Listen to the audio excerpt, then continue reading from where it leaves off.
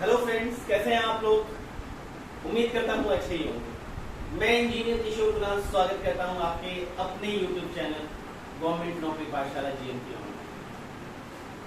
दोस्त, जहां मैंने आखिरी वीडियो खत्म किया था वहीं से अपना इस वीडियो का आरंभ करें। पिछले वीडियो में हमने कुछ क्वेश्चन देखा था प्रॉफिट एंड लॉस पे आधारित। आज हम कुछ और नए कॉन्सेप्ट और नए टॉपिक पर हम लोग बात करें। तो ज्यादा समय को वेस्ट ना करते हुए सीधा अपने मुद्दे पर आते हैं। जिन लोगों ने अपने चैनल को सब्सक्राइब नहीं किया है वो चैनल को जल्दी से सब्सक्राइब करें। चैनल का नाम है गवर्नमेंट नौकरी पाठशाला जीएमपी ऑनलाइन और मैं इंजीनियर किशोर कुणाल आपका नोटिफिकेशन की घंटी बजाना ना भूले ताकि कोई भी नया अगर वीडियो अपलोड होता है तो आपके समझ में जल्दी से आ जाए और उससे आप नए कॉन्सेप्ट सीखें और अपने भाई बंधु जो आपके हैं उन्हें ये वीडियो फॉरवर्ड कर सके ताकि वो भी। तो मिलते हैं दोस्त अपने नए क्वेश्चन पे आते हैं। जो नया अगला क्वेश्चन है वो कह रहा है कि 480 रुपया में किसी सामान को बेचने पर कह रहा है कि 480 रुपया में 480 रुपया में किसी सामान को 480 रुपया में किसी सामान को बेचने पर क्या हो रहा है भाई। 480 रुपए में किसी सामान को बेचने पर 14.2/7% का हानि हो रहा है। क्या हुआ है? 14.2/7% का हानि हुआ है। हानि हुआ है तो क्या कह रहा है भाई, हानि होने दो। कह रहा है 25% लाभ कमाने के लिए उसे कितना में बेचना होगा। कह रहा है कि 25% लाभ कमाने के लिए उसे कितना में बेचना होगा।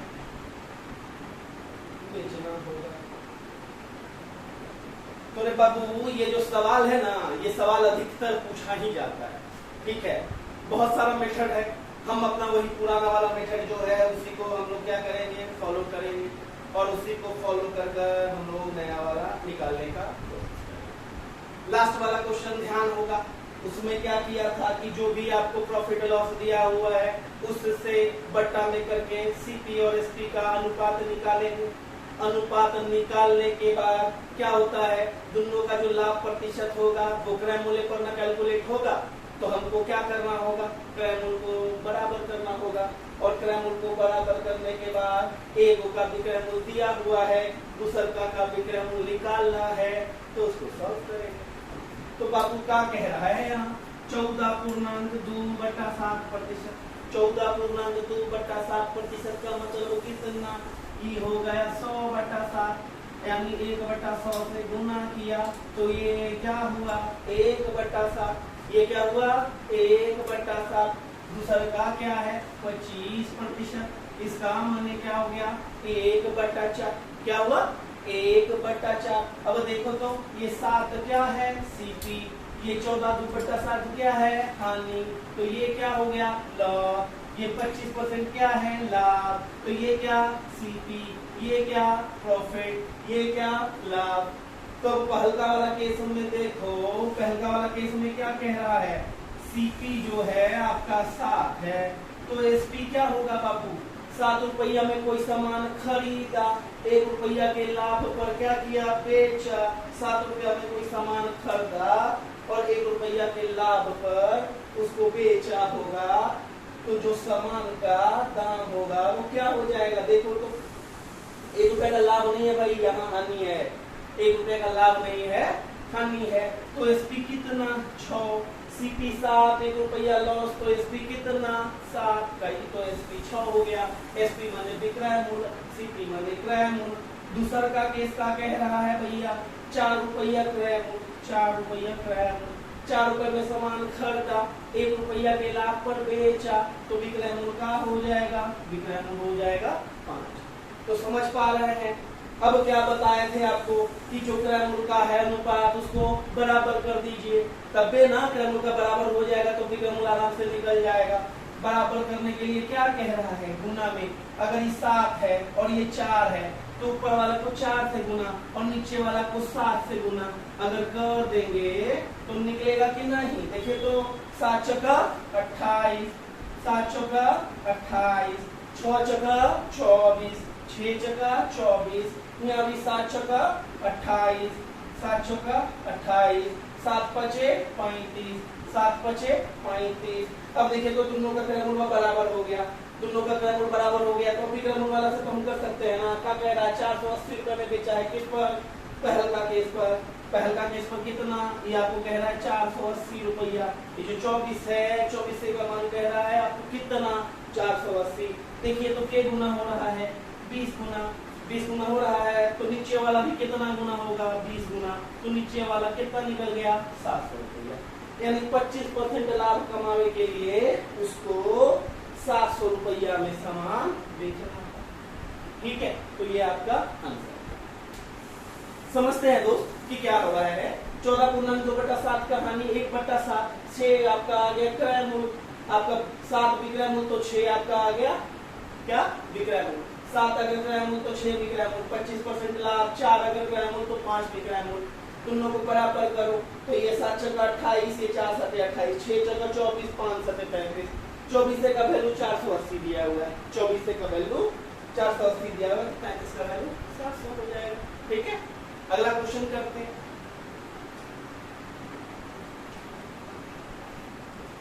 अगला जो क्वेश्चन है कह रहा है कि राहुल ने दूगो कलम 2167 रुपया में बेचा है।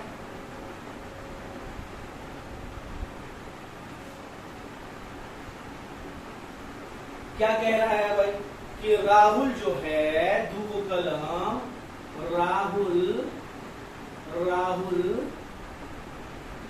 दूगो कलम 2167 रुपया में बेचा।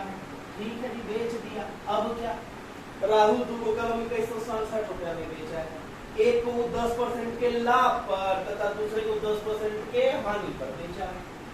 एक को 10% के लाभ पर तथा दूसरे को 10% के हानि पर बेचा है। तो लाभ या हानि प्रतिशत ज्ञात करें तो सौदे में कुल लाभ या हानि प्रतिशत ज्ञात करें, यही पूछ रहा है ना भाई। क्या कह रहा है, सवाल तो देखने में खतरनाक लग रहा है। अब डाटा भी यहाँ पर आपको क्या दिया हुआ है कि 2167 रुपया में दूगो कलम क्या किया है, बेचा है। अब डाटा इतना खतरनाक कह रहा है कि एक को 10% के लाभ पर, दूसरे को 10% के हानि पर बेचा। कभी भी बाबू इस तरह का सवाल मिले ना, कभी भी इस सामान को दूगो बेचा गया है, ध्यान रखना क्या लिखा है यहाँ, दूगो सामान को बेचा गया है और एक को 10% लाभ और एक को 10% हानि, तो उसमें इस तरह का कुछ यहाँ पर रहे, कुछ हो रहे, उसको कोई छेड़छाड़ नहीं करना है। मान लो यहाँ पर और खतरनाक दे देता 1382 रुपया 57 पैसा, ठीक है, और लो लगो करने के लिए तो लग जाएगी दिक्कत।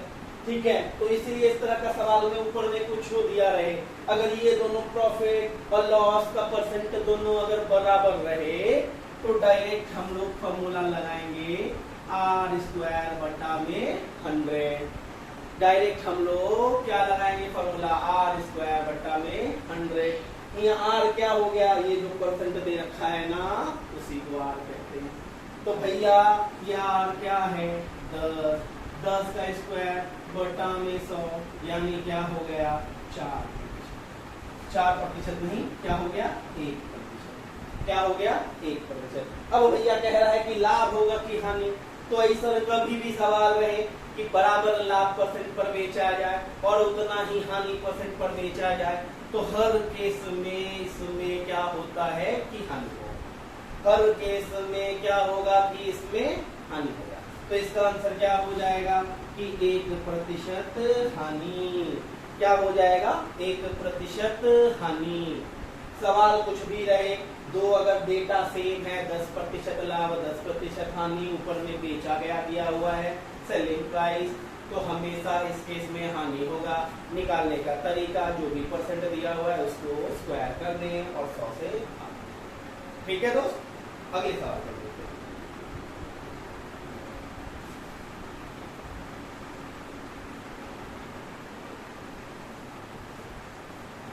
अगला जो सवाल है कह रहा है कि राम ने 105 रुपए प्रति मुर्गी की दर से 2 मुर्गी बेची। कह रहा है कि राम ने 105 रुपए, साफ से लिखो यार, 105 रुपए प्रति मुर्गी, 105 रुपए प्रति मुर्गी की दर से 2 मुर्गियां क्या कर दी, बेची। ठीक है, राम जो है 105 रुपए प्रति दर के हिसाब से 2 मुर्गी बेचा है। एक पर उसे 25% की हानि हुई। क्या कह रहा है कि एक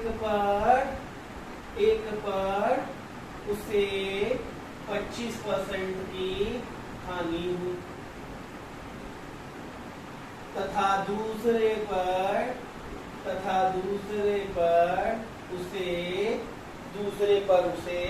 50% का लाभ हुआ, 50% का लाभ हुआ। कह रहा है तो ज्ञात करें कि कुल सौदे में उसे कितना प्रतिशत लाभ या हानि हुआ। सवाल को ध्यान से पढ़ेंगे। कह रहा है कि राम 105 रुपया पर मुर्गी के हिसाब से क्या किया है, 2 मुर्गी बेचा है। एक पर उसको 25% का हानि, दूसरा का पर 50% का लॉस हुआ। 25% का हानि और 50% का लाभ हुआ है। तो कह रहा है कि कुल कितना परसेंट का लाभ या हानि। देखो तो यहाँ भी क्या कह रहा है कि डेटा बेचने का दिया गया, लेकिन यहाँ एगो हानि है एगो लाभ है। यहाँ एगो हानि एगो लाभ है और दोनों का डेटा अलग अलग है। दोनों का डेटा क्या है, अलग अलग है। अगर दोनों का डेटा अगर अलग अलग है भाई, तो इसमें सबसे पहले हम लोग निकालने का कोशिश करते हैं कि डेटा क्या दे रखा है। तो डेटा दे रखा है कि 25% का हानि। 25% का हानि का मतलब 1/4, 4 आपका सीपी और 1 आपका लॉस। 4 आपका सीपी, 1 आपका लॉस। तो भैया आप कह सकते हैं कि सीपी और एसपी का अनुपात। 4 रुपया में कोई सामान खरीदा, 4 रुपया में कोई सामान खरीदा, 1 रुपया के लॉस हो गया, 1 रुपया के लॉस हो गया, यानी उस सामान का नाम जरूरी कितना रहा होगा, 5 रुपया। उस सामान का दाम कितना रहा होगा, 5 रुपया। ठीक है, लॉस कह रहा है भाई, लॉस कह रहा है यहाँ। 4 रुपया का सामान खरीदा है और 1 रुपया का उसको नुकसान पड़ हुआ है, तो ये आपका 3 रुपया होगा। 3 रुपया में बेचा होगा तब ना, देखो तो 3 रुपया में बेचेगा तब ना नुकसान होगा, क्योंकि अगर 5 हो जाएगा तो प्रॉफिट हो जाएगा। तो 3 रुपया। अब क्या कह रहा है कि दूसरे पर उसको क्या हो रहा है कि 50% का लाभ हो रहा है। दूसरे पर उसको 50% का लाभ हो रहा है। तो दूसरे का भी केस देख लेते हैं। 50% प्रॉफिट यानी 1/2, 1 प्रॉफिट और दूसरा का क्या है, सीपी। तो भैया अगर क्रय मूल्य 2 रुपया है तो विक्रय मूल्य क्या हो जाएगा, 3 रुपया। विक्रय मूल्य क्या हो जाएगा, 3 रुपया। अब देखो कह रहा है कि दोनों केस में क्या कह रहा है कि 105 रुपया में मुर्गी को क्या किया है, बेचा है। तो देखो तो पहल का केस और ये दूसरा का केस। पहल का केस लेते हैं तो कह रहा है कि सीपी और एसपी का अनुपात 4:3। ध्यान से देखना। अब क्या कह रहा है कि 105 रुपया में मुर्गी बेचा, तो अगर ये 105 रुपया आपको कह दिया तो ये कितना गुना, 35 गुना। तो ये भी अगर 35 गुना होगा तो ये 135 चक्कर कितना हो जाएगा, 140। ये 35 चक्कर कितना हो जाएगा दोस्त, 140।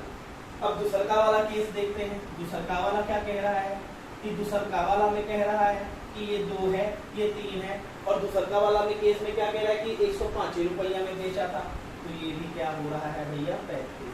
कितना हो रहा है, 35 गुना। और ये भी क्या कह रहा है कि 105 में बेचा, ये भी 105 में बेचा। तो ये अगर 35 गुना हो रहा है भाई, तो इसको भी अगर 35 गुना करेंगे तो ये कितना हो जाएगा, 7। तो भैया अब हमको पूरा का पूरा सीपी और एसपी दोनों का निकल गया है। देखो पहलका का सीपी 140, दूसरका का सीपी 70। तो भैया हम कह सकते हैं कि कुल सीपी दोनों का सीपी 140 और 70 मिला के कितना, 210 रुपया। अब पहलका का 105, दूसरको का 105, तो यानी कुल एसपी कितना, कुल एसपी कितना, कुल एसपी भी 105, 105 कितना 200। तो पूछ रहा है आपसे कि ज्ञात करें कि कितना लाभ हुआ किसान। तो देखो तो 110 रुपया में खरीदा था, 110 रुपया में क्या किया, बेच दिया, तो उसको न लाभ हुआ ना। तो इसको क्या कह सकते हैं कि इसको न लाभ हुआ ना हानि, इसको न लाभ हुआ ना हानि, इसको न लाभ हुआ ना। ठीक है दोस्त, नोट डाउन करें, नोट डाउन कीजिए, उसी आते हैं हम अगले अपने सवाल पर। नोट डाउन कीजिए।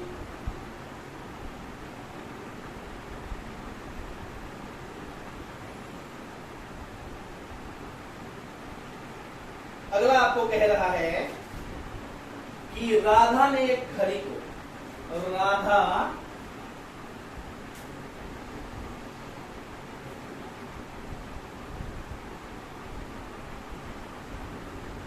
कह रहा है कि राधा ने एक घड़ी को 20% के लाभ पर बेचा। क्या कह रहा है जी कि राधा एक घड़ी को 20% के लाभ पर बेचा। राधा घड़ी को क्या कर दिया है, 20% के लाभ पर बेच दी है।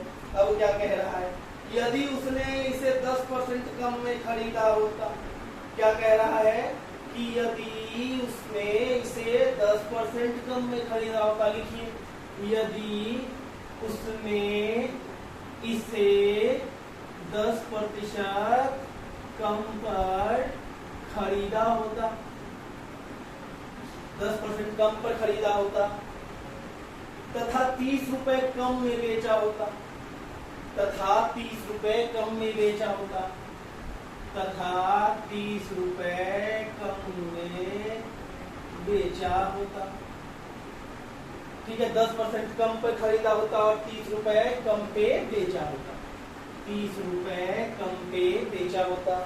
तो क्या कह रहा है, तब भी उसे 20% का लाभ होता, तब भी उसे 20% का लाभ होता, तब भी उसे 20% का लाभ होता, तब भी उसे 20% का लाभ होता। ठीक है, तो कह रहा है कि घड़ी का क्रय मूल्य निकाले, घड़ी का क्रय मूल्य निकाले, घड़ी का क्या कह रहा है, क्रय मूल्य निकाले। कह रहा है कि घड़ी का क्रय मूल्य निकाले। ठीक है, अब घड़ी का क्रय मूल्य निकालने के लिए कह रहा है। तो देखो तो कह रहा है कि राधा ने एक घड़ी को 20% लाभ पर बेचा। तो भैया अगर बेचा है तो खरीदा होगा पहले, तभी ना बेचेगा। तो भैया हम लोग क्या करते हैं, मान लेते हैं कि क्या है, सीपी क्या है आपका 100 रुपया, सीपी क्या मान लिए 100 रुपया। अब क्या कह रहा है, घड़ी को 20% के लाभ पर बेच दिया। ठीक है, तो क्या कह रहा है, 20% लाभ पर बेच दिया। 20% लाभ मैंने कितना, 20 रुपया, यानी कितना में बेच दिया, 20 रुपया। समझ में आ रहा है। अब क्या कह रहा है, यदि उसने 10% कम पर खरीदा होता, तो यानी 100 रुपया में खरीदा है, 10% अगर कम में खरीदा होता, यानी 10% कम में खरीदा होता तो 10 रुपया कम, यही ना जी। तो 10 रुपया कम कितना, 90 रुपया। 100 रुपया में खरीदा था, अगर 10% कम में खरीदा होता यानी 90 रुपया में खरीदा होता।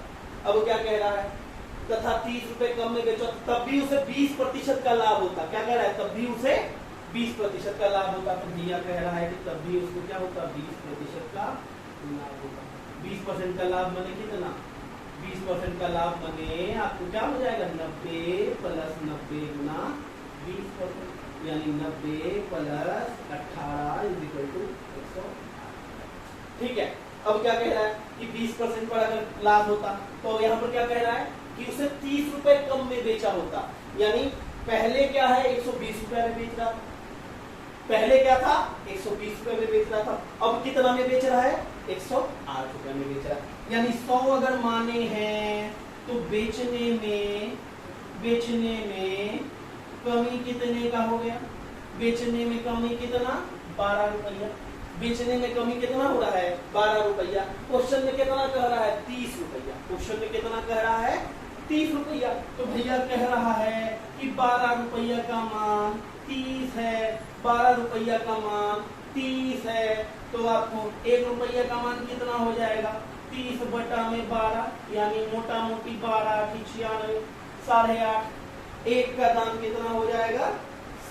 8.5। ये 8.5 नहीं बेटा होगा, ये 2.5 होगा, यानी 2.5 होगा।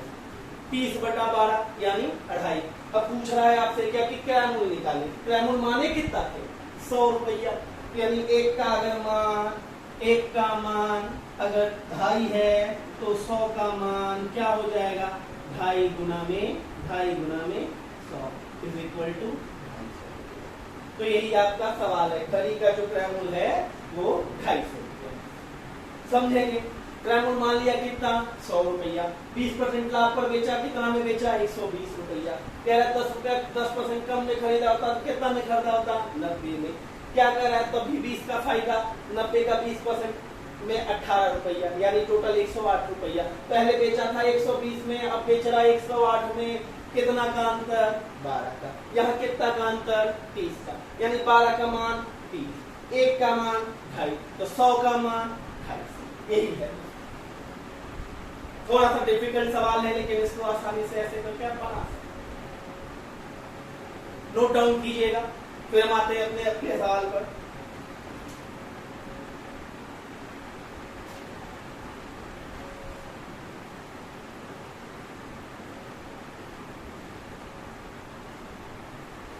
अगला सवाल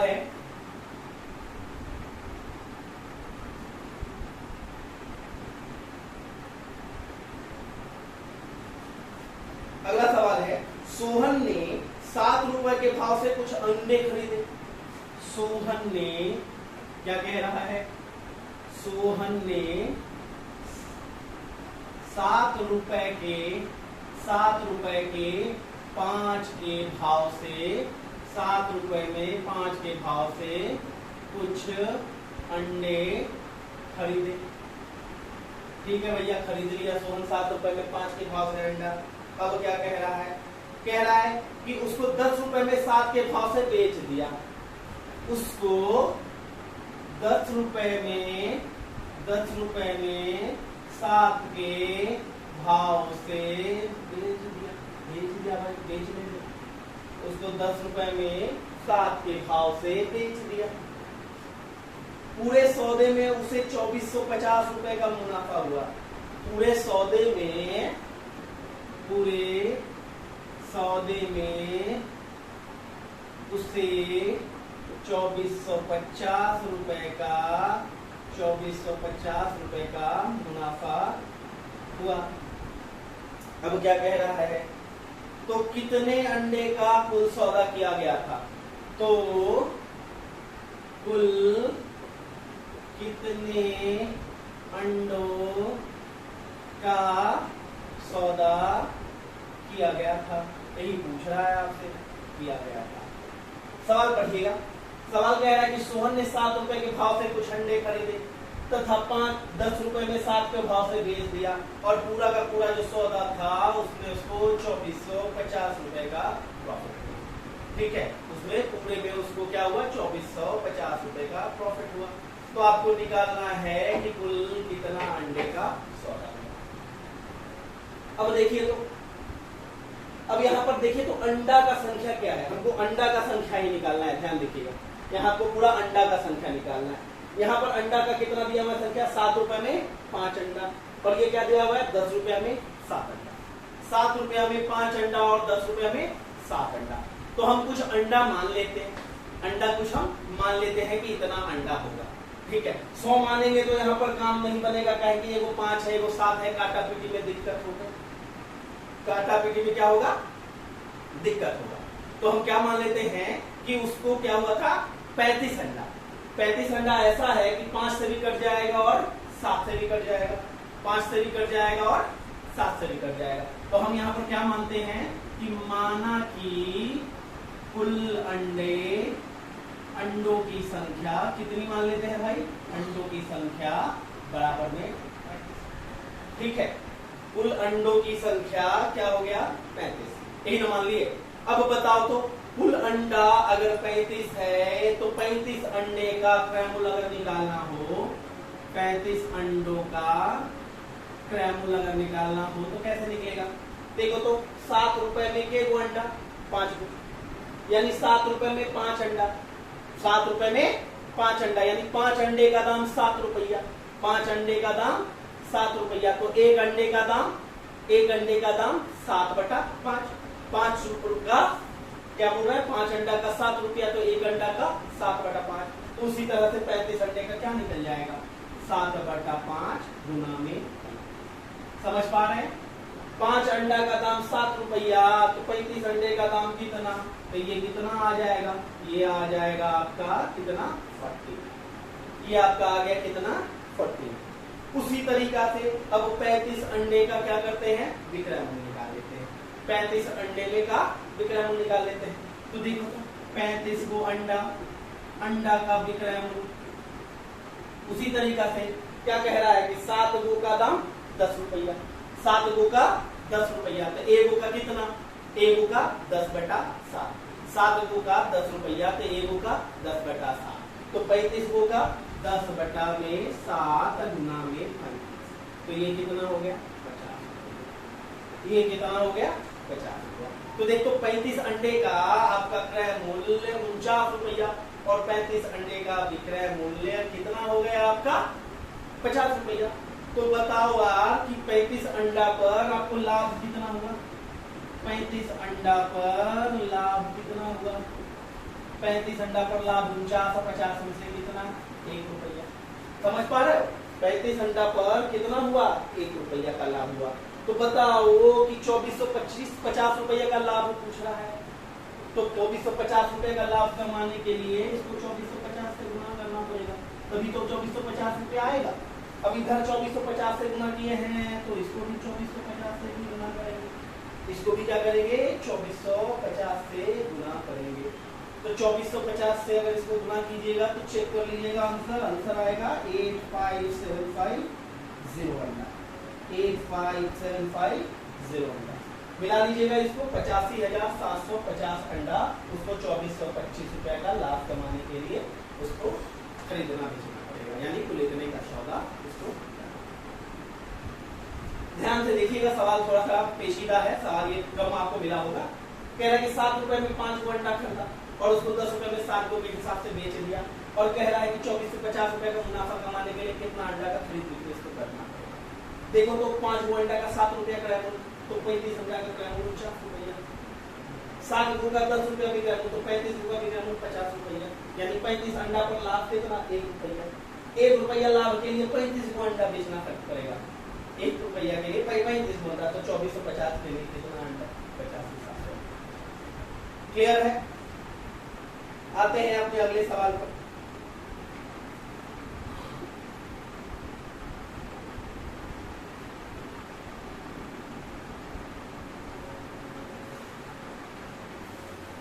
अगला सवाल है, किसी दुकान में वस्तु की लागत मूल्य से 50% अधिक रखी गई है। किसी दुकान में वस्तु की कीमत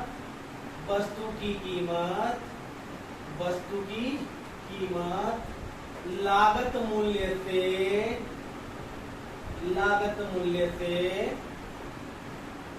50% अधिक रखी गई है। 50% अधिक रखी गई है। ठीक है, रख दिया। अधिक रखी गई है, चल रख दिया। अब क्या कह रहा है? दुकानदार ग्राहक को बिल के भुगतान पर 24% का कमीशन देता है। कह रहा है दुकानदार ग्राहक को बिल भुगतान पर 24%, कितना परसेंट? 24 है ना भाई? 24% का कमीशन देता है। 24% का कमीशन देता है। अब क्या कह रहा है? दुकानदार ने कितने प्रतिशत का लाभ कमाया? दुकानदार ने कितने प्रतिशत का लाभ कमाया? ठीक है जी, दुकानदार ने कितने प्रतिशत का कितने प्रतिशत का लाभ कमाया। यही है ना जी सवाल। सवाल है आपका कि किसी दुकान में वस्तु की कीमत लागत मूल्य से 50% अधिक रखी गई है। दुकानदार ग्राहक को बिल भुगतान पर 24% का कमीशन देता है, तो दुकानदार ने कितने प्रतिशत का लाभ कमाया। ठीक है, चल देखते हैं इस तरह का सवाल करने के लिए आपको कैसे करना होगा। ठीक है, यहां पर क्या जा रहा है कि 25% अधिक रखा गया है, कीमत लागत मूल्य से 50% अधिक रखा गया है। तो भैया लागत मूल्य माने जितना में लाया गया, जितना में लाया गया हो, जितना में खरीदा गया, यही ना होता है लागत मूल्य। मतलब क्या होता है, क्रय मूल्य। अब भैया कह रहे हैं कि हमको पता नहीं है, तो चलो हम क्रय मूल्य कितना मान लेते हैं, 100 रुपया। क्रय मूल्य कितना मान लेते हैं, 100 रुपया। अब कह रहा है कि उसका लागत मूल्य से वस्तु का कीमत 50% अधिक रखा गया। अब 50% अधिक रखा गया, लागत मूल्य से 50% अधिक रखा गया, तो रखा कितना गया, 100 का 50% अधिक निकालने पर यानी 150 रुपया रखा गया, यानी 150 रुपया रखा गया। अब कह रहा है कि ग्राहक को बिल के भुगतान पर क्या कर रहा है, वो 24% का छूट दे रहा है। ग्राहक को भुगतान पर वो 24% का दे रहा है। ठीक है, तो 24% का अगर इसको दे रहा है, तो 24% का अगर इसको दे रहा है कमीशन, तो 150 रुपए का अगर 24% अगर हम निकालेंगे तो आपका कितना आ जाता है, 150 का 24% आ जाता है 36 रुपया। 150 का 24% 36 रुपया। अब 150 में से 36 अगर घटा देंगे तो कितना आ जाएगा, 114। यानी 100 रुपए का सामान था और 114 रुपया कस्टमर उसको पे किया। 100 रुपए का सामान 114 रुपए पे किया, यानी कस्टमर कितना एक्स्ट्रा दिया, 14 रुपए। कस्टमर कितना एक्स्ट्रा दिया, 14 रुपए। 14 रुपए कितने पर दिया, 100। तो यानी 14/100 गुना में 100 इज इक्वल टू 14/100 गुना 100 इज इक्वल टू कितना हो जाएगा आपका, 14। यही आपका। ठीक है, इस तरह के सवाल को आप आराम से ऐसे भी सॉल्व कर सकते हैं। इस तरह के सवाल को आप ऐसे भी सॉल्व कर सकते हैं। अगर नहीं तो एक दूसरा मेथड भी है, अगर नहीं तो एक दूसरा मेथड भी है। क्या कह रहा है, इसको आप क्रमागत बट्टा वाला जो होता है ना, उससे भी सॉल्व कर सकते हैं। इसमें क्या करते हैं कि 50% प्रॉफिट, 50% प्रॉफिट, तो उसको आप क्या कर दीजिए, प्लस का 50। 50% प्रॉफिट तो उसको प्लस का 50। 24% कमीशन यानी 24 कम, तो यानी इसको कर दीजिए माइनस का 24। और उसके बाद फिर क्या कर देते थे आप, माइनस में आप क्या कर दीजिएगा, 24 गुना 50 बटा में, यही ना करते थे। एक फॉर्मूला आपका हुआ करता था, a प्लस बी प्लस में ए बी गुना में 100। ये फॉर्मूला हुआ करता ना, a प्लस बी प्लस में ए बी बटा 100। यहाँ जो पॉजिटिव है उसके लिए पॉजिटिव ले लिए, जो नेगेटिव है उसके लिए नेगेटिव ले लिए, और उसके बाद इसको सॉल्व कर दिए। देखिए तो 50 माइनस में 24 माइनस में 12 इज इक्वल टू कितना, 14 इज इक्वल कितना आ गया, 14। यहाँ पर जब कभी भी आंसर पॉजिटिव आएगा तो वो क्या होगा, लाभ। जब कभी भी आंसर नेगेटिव आएगा तो क्या होगा, समझ पा रहे हैं।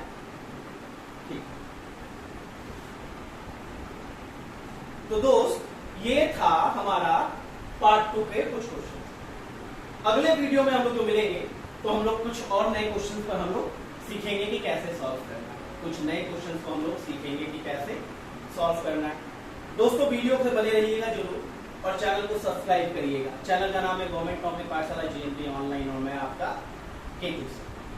चैनल को सब्सक्राइब करना ना भूलें, नोटिफिकेशन की घंटी ना बजाना, ताकि आपको कोई भी नया वीडियो अपलोड हो तो जल्दी से मिलते हैं दोस्त अपने नए वीडियो में। तब तक के लिए